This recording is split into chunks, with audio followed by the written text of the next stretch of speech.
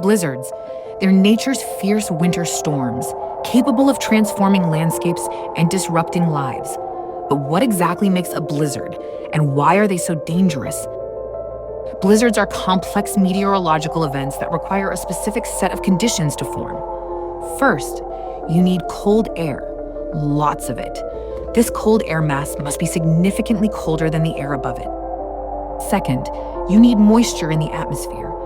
This moisture, often in the form of snow or ice crystals, is crucial for the formation of heavy snowfall. Finally, you need strong winds. These winds must be sustained at 35 miles per hour or greater, and they play a critical role in transporting and accumulating snow. The combination of these factors can create whiteout conditions, where visibility is drastically reduced. This, coupled with strong winds and heavy snowfall, can make travel extremely dangerous. It's essential to stay informed during blizzard warnings and take precautions to protect yourself and your family.